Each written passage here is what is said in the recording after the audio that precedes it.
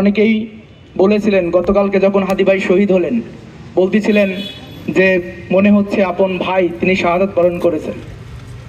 অনেকেই মেসেজ করতেছিলেন বারবার পুরো সপ্তাহ জুড়ে যে ভাই হাদি ভাইয়ের এখন আপডেট কি। সম্মানিত ভাইরা, আমরা বারবার মনে করতেছিলাম যে হয়তো এরকম একটা খবর পাবো যে হাদি ভাই শাহাদাত বরণ করেনি, বরং আমাদের মাঝে আবার ফিরে আসবে। এরকম একটা কণ্ঠস্বর আমাদের খুব বেশি প্রয়োজন ছিল। আমার মনে হয় যখন কেউ অশ্লীল ভাষায় কাউকে গালি দেন, পৃথিবীর সব মানুষই অসন্তুষ্ট হয়, কিন্তু হাদি ভাই যখন গালি দিত আওয়ামী লীগ, ফ্যাসিবাদ, ভারতীয় আধিপত্যবাদের বিরুদ্ধে, আমার মনে হয় দেশের ছাত্র জনতা এবং সাধারণ খেটে খাওয়া মানুষ তারাও এই গালি দেওয়ার পরে শুকরিয়া আদায় করত। কারণ মানুষের হৃদয়ের কথা বলতেন, মানুষের মনের কথা বলতেন। এরকম নেতা আসলে বাংলাদেশে কখন আর তৈরি হবে কিনা আমাদের জানা নেই। সম্মানিত উপস্থিতি, আমরা আশায় বুক বেঁধেছিলাম যে আমরা হয়তো হাদি ভাইকে আবার ফিরে পাবো। আমরা স্বপ্ন দেখেছিলাম এই সংসদ নির্বাচনের মাধ্যমে আন্দোলনের প্রথম স্টেপ পার হয়ে দ্বিতীয় স্টেপে আমাদের হাদি ভাই আমাদের বাংলাদেশের সাধারণ ছাত্র জনতা খেটে খাওয়া মানুষের পক্ষে যেই কথাগুলো জাতীয় সংসদে উপস্থাপন করবেন, এর মাধ্যমে আমাদের যারা বিপ্লবী রয়েছেন, যারা সাধারণ মানুষ রয়েছেন, তাদের হৃদয়ের কথাই জাতীয় সংসদে আমরা শুনতে পাবো। কিন্তু আমরা খেয়াল করলাম হাদি ভাইয়ের এই কথাগুলো, হাদি ভাই মানুষের হৃদয়ের পালস বুঝতে পেরেছিলেন, যার কারণে আধিপত্যবাদ তাকে আর সহ্য করেনি, বরং বৈদেশিক এবং দেশীয় ষড়যন্ত্রের মাধ্যমে হাদি ভাইকে শহীদ করা হয়েছে। সম্মানিত উপস্থিতি, আমরা খেয়াল করেছি আজকে কেবলমাত্র হাদি ভাই নয়, জুলাই আন্দোলনে যারা সামনের দিকে অগ্রসর হয়েছিল, যারা অগ্রসেনানীর ভূমিকা পালন করেছিল, তাদেরকে টার্গেট করে একের পর এক কিলিং এর মিশনে নেমেছে এই পতিত ফ্যাসিবাদ এবং আধিপত্যবাদ। আধিপত্যবাদ চাই বাংলাদেশ থেকে যদি যারা জুলাইয়ের নেতৃত্ব দিয়েছেন, যারা আন্দোলন সংগ্রামে অংশগ্রহণ করেছেন, তাদেরকে যদি নিঃশেষ করে দেওয়া যায়, বাংলাদেশকে তারা যেভাবে করদ রাজ্যে পরিণত করতে চেয়েছিল, তারা নতুনভাবে আধিপত্যবাদের সেই ছায়া আবার বাংলাদেশের উপর ফেলে বাংলাদেশকে আবার করায়ত্ত করার মাধ্যমে এদেশের সম্পদ এবং মানুষকে যেভাবে কুক্ষিগত করে আমার দেশের সম্পদ গত 53 বছর 54 বছর লুটপাট করেছে, তারা আবার স্বপ্ন দেখে এই বাংলাদেশের সম্পদকে তারা লুটপাট করে আবার তারা সেই রাজপথ করবে।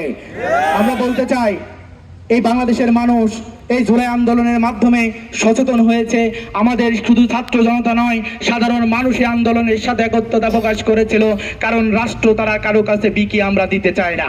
সম্মানিত উপস্থিতি, আমরা খেয়াল করলাম যে মানুষ কতটা নির্লজ্জ হলে, মানুষ কতটা হৃদয়হীন হলে, মানুষ কতটা বিবেক বিবর্জিত হলে উসমান হাদি ভাইয়ের এই শাহাদাতের পরেও আমরা দেখেছি অনেকেই ফেসবুক থেকে শুরু করে বিভিন্ন সোশ্যাল মিডিয়ায় তারা মানুষদের উস্কানি দিচ্ছে এবং এই জাতি যেন একটি ধ্বংসাত্মক পরিণতির দিকে এগিয়ে যায়, তার জন্য বারবার আহ্বান জানাচ্ছে।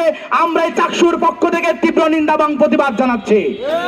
আমরা বলতে চাই জুলাই আন্দোলন পরবর্তী সময়ে এই জুলাইয়ের বিপক্ষে দাঁড়িয়ে যারা বিভিন্ন বিশ্ববিদ্যালয়, বিভিন্ন প্রশাসনিক জায়গায় যারা স্লোগান দিয়েছিল, তাদের বিচার সম্পূর্ণ না হওয়ার কারণেই আজকে জুলাই বিপ্লবী যারা রয়েছে তাদের জীবন আজকে বিপন্ন হতে চলেছে।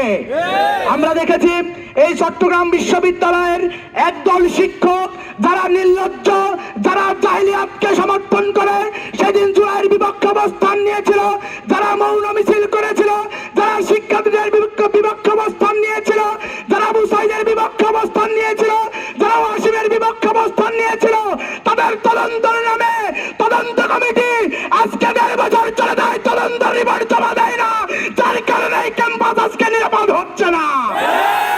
আমার ভাইরা, আমরা উদাত্ত আহ্বান রাখতে চাই।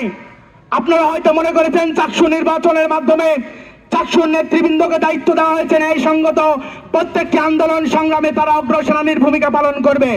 আমি শুধু বলতে চাই এই চাকসু নির্বাচন পরবর্তী সময়ে চাকসুতে কেবলমাত্রই 26 জন নির্বাচিত হয়েছেন, এর বাইরে আমাদের যারা রয়েছেন এই শক্তির জায়গাটা হচ্ছেন আপনারা যদি আমাদের শক্তি না যোগান, আপনারা যদি আমাদের সাহসের মূল কাণ্ডারি হয়ে না দাঁড়ান, তাহলে যে ফ্যাসিবাদ আমাদেরকে গ্রাস করতে চায়, এই ফ্যাসিবাদ বারবার জেগে উঠবে।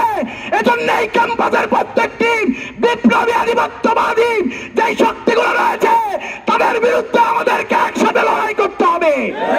আপনি যেভাবে চাকসুর বিরুদ্ধে, হল সংসদের বিরুদ্ধে সোশ্যাল মিডিয়া থেকে শুরু করে প্রত্যেকটি জায়গায় সমালোচনা করেন, ঠিক তেমনি ভাবে আপনাকে সিদ্ধান্ত নিতে হবে। চাকসু যদি কঠিন সিদ্ধান্ত নেয়, চাকসু যদি আধিপত্যবাদের বিরুদ্ধে দেয়, ওই মৌন মিছিল করা শিক্ষকের বিরুদ্ধে দেয়, যারা বঙ্গবন্ধুকে এখন হৃদয় লালন করে, তাহলে আপনাকে আমাদের হাতে হাত রেখে সেই লড়াই রাজপথে নামতে হবে।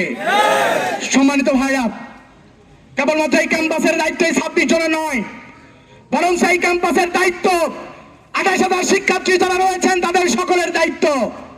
আপনারা দেখেছেন ইতিহাস বিরল ঘটনা এই ক্যাম্পাসে ঘটেছে।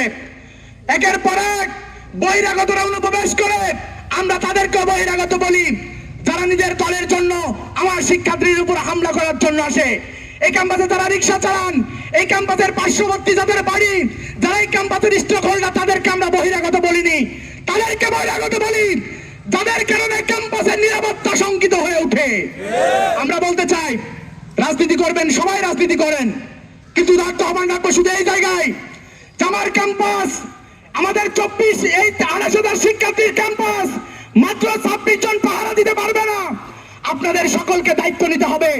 এই ক্যাম্পাসে কোন ধরনের সন্ত্রাস, কোন ধরনের দুর্নীতি, কোন ধরনের আওয়ামী ফ্যাসিবাদের পতিত শক্তি পুনরায় যেন জাগ্রত না হতে পারে, এই জন্য আপনাদেরকে অবস্থান নিতে হবে। পথ চলা সেই পথ চলা বয়ে বেড়াবে, যুগ যুগান্তরে এই আজাদির লড়াই জারি থাকবে।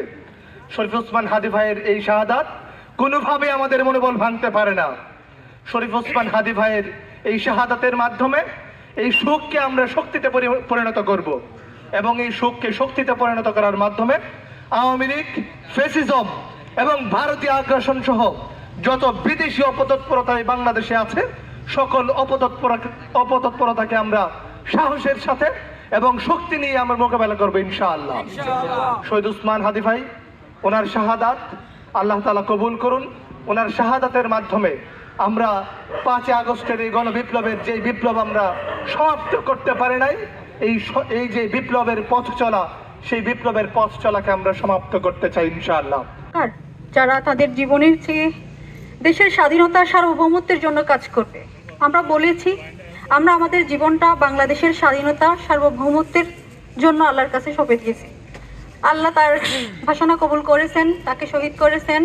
তিনি সবসময় বলেছেন তার মৃত্যুতে কোনো ভয় নেই, শুধু যেন তার বিচারটা হয়। যারা তাকে এইভাবে এরকম একটা এই পরিস্থিতির মধ্য দিয়ে তাকে যেতে হলো, এই খুনিদের, এই সন্ত্রাসীদের বিচারটা যেন হয়, এটাই হচ্ছে প্রত্যাশা থাকবে বাংলাদেশ সরকারের।